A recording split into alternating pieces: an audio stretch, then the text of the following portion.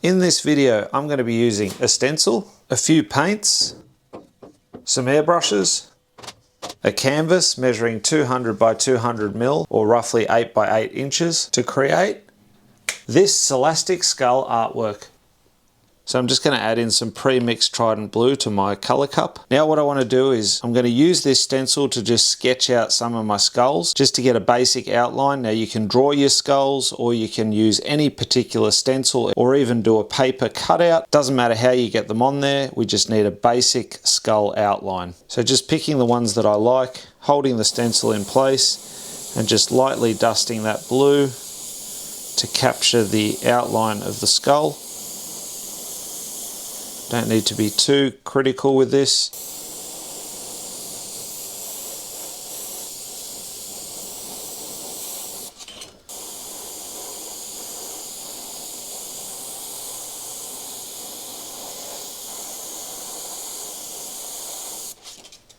You can also crop some of the skulls. You can see this one here. I've just chopped off the lower part of his jaw.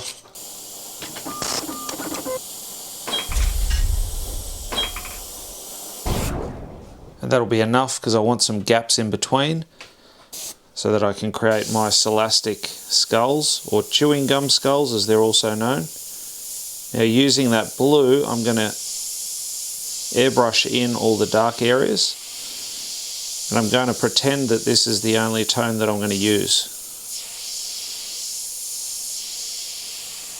So what do I mean by that? Well, that means that all of the shades should be different tonal values. So some areas will be darker, some areas will be lighter. You can see here I've got a darker socket towards the back, but I'm not just colouring in the eye socket, I'm shaping the socket so it looks three-dimensional. Now this is also where you can start to connect some of your skulls.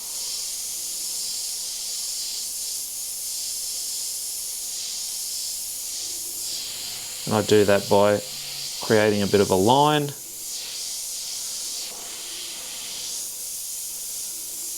And then I darken off again the areas which I want to have shading. You can also pretend that there's an eyeball in there. Airbrush that in. It always looks good when you're doing these sort of skulls.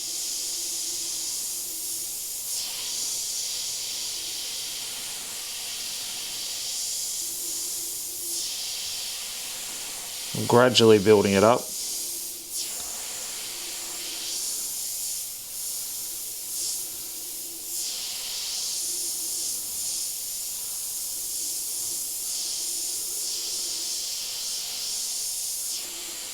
Don't worry too much if you're not dark enough in certain areas, just gradually build it up. And you can be a lot more suggestive with these sort of skulls. Almost a little bit cartoony.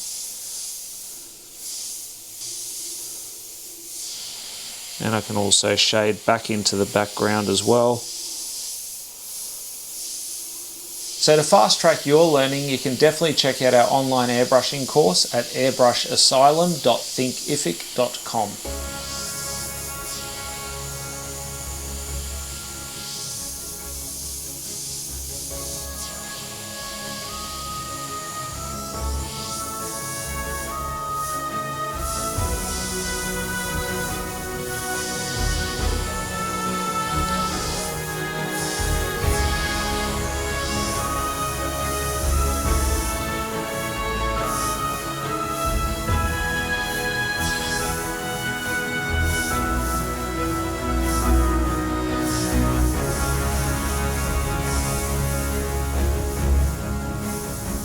Now the airbrush that I'm using at the moment to map in this first tone is the Gallery GHAC98D. If you want to learn more about the products used in this video, I'll have some links in the description below for you.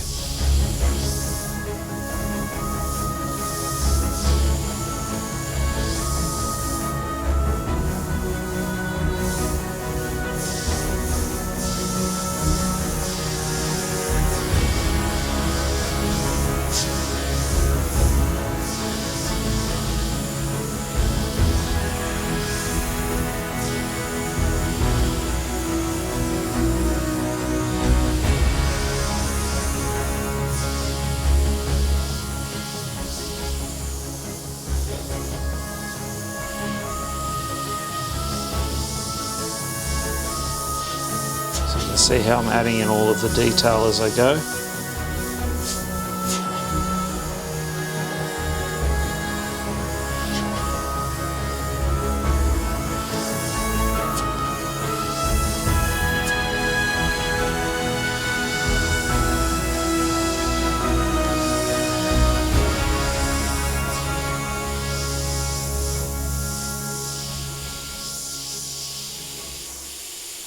And just shaping gradually with that blue.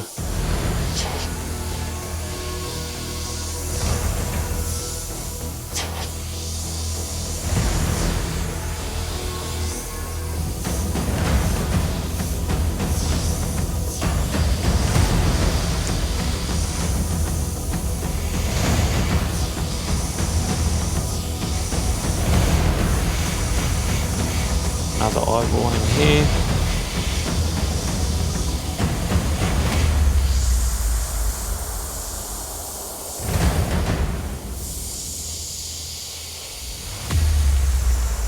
You can also do this in any colour that you wish. Doesn't have to be blue. Just start off with a lighter version of the colour that you want. I'll probably come in with a darker version of this blue or even a black. But if I use a black, it'll be a transparent black. Haven't decided as yet, but we'll get to that later in the video.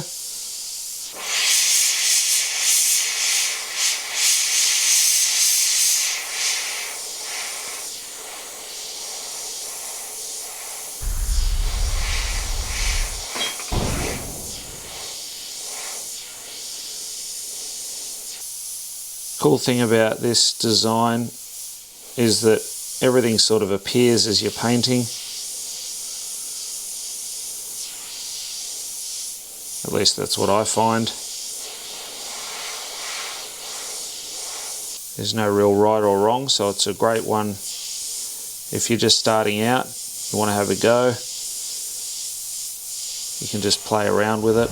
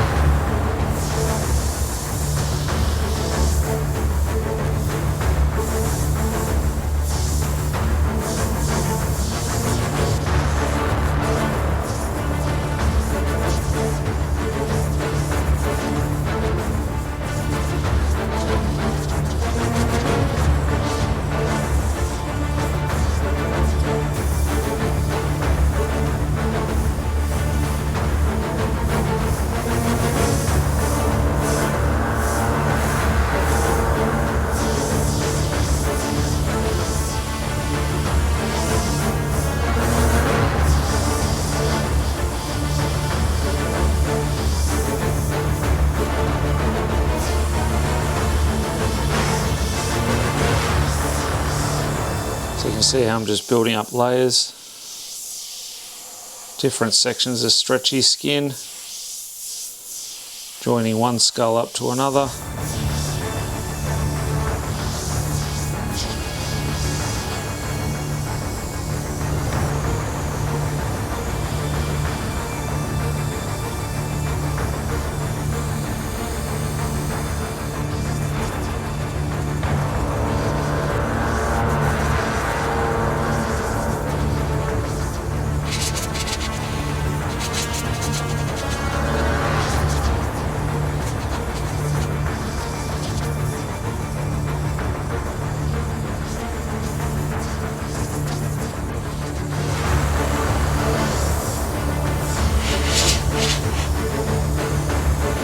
You can see how I'm using the airbrush from a distance first to just sketch in a bit of detail, and then if I'm sort of happy with that stroke or that shape, then I'll come in and I'll detail it out and go a bit sharper with it. Now I'm going to add in some illustration violet. So I'm not going to do it in transparent black. I'm going to use this illustration violet, pretty much fill up the cup, and then I'll add in a drop of black and I'll see if that's dark enough. Oh, that was 2 drops, so hopefully that's perfect. And now just give it a mix. Using my darker violet tone, I'm going to airbrush in the darker areas. I'm using my Eclipse Takumi.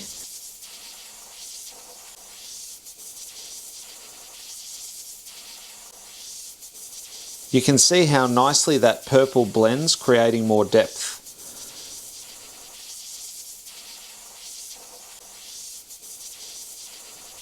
So with this tone you'll be painting less, but you need to really concentrate and take your time, as this step is now more critical, as you want to make sure to get all of your details nice and sharp and your blends accurate.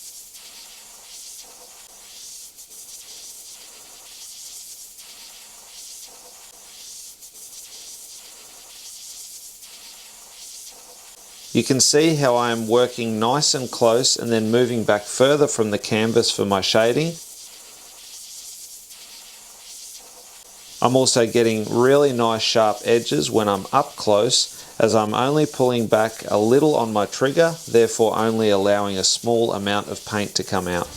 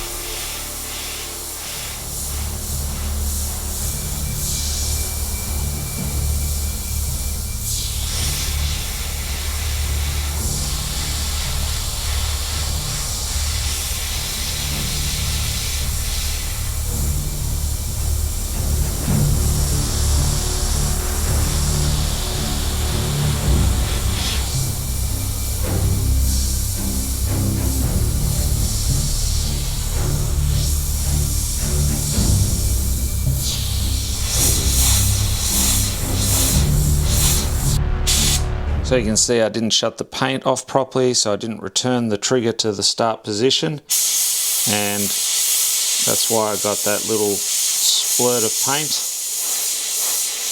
Now, the way I'm going to fix it is I'm just going to join this section up here,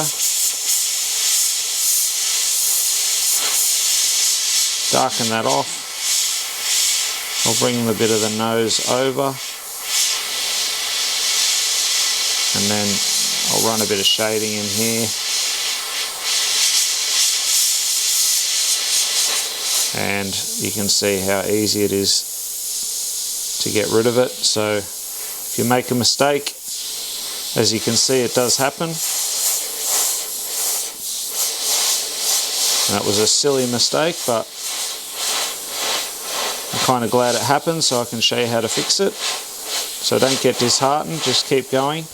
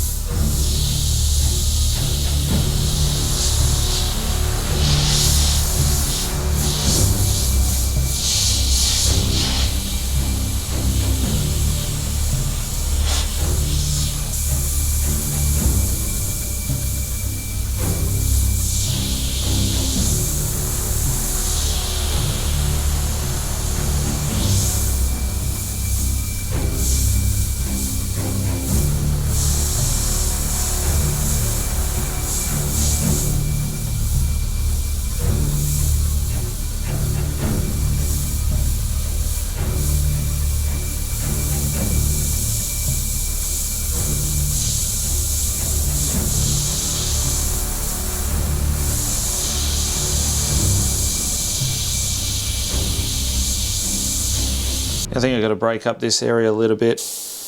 It looks like the skull's got a big alien head.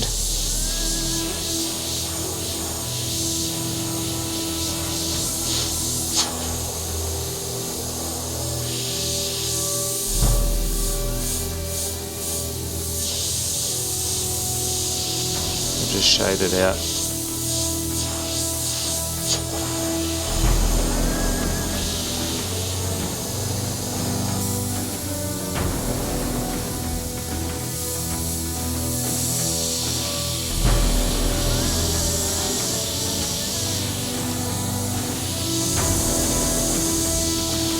A little bit of shading in some of these darker areas to give it a bit more shape.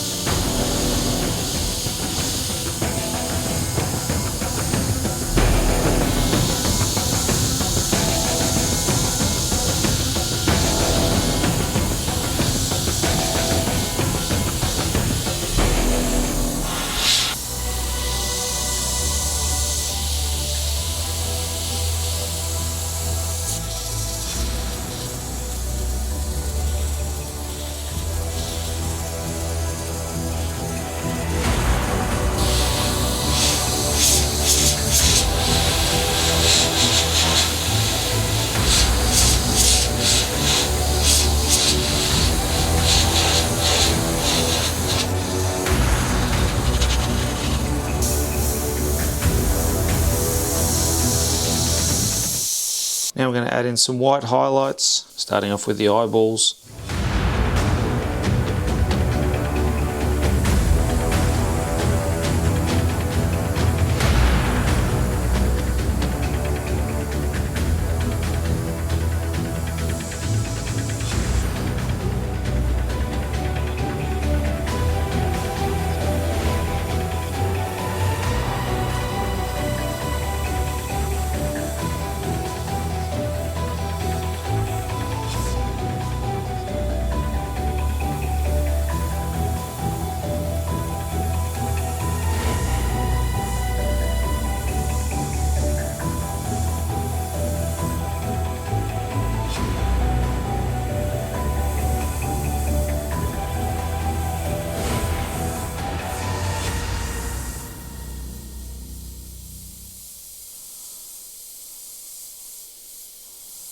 The white highlight isn't going to show up everywhere, so you can only really hit certain parts of the skulls because I've still got a fairly light base.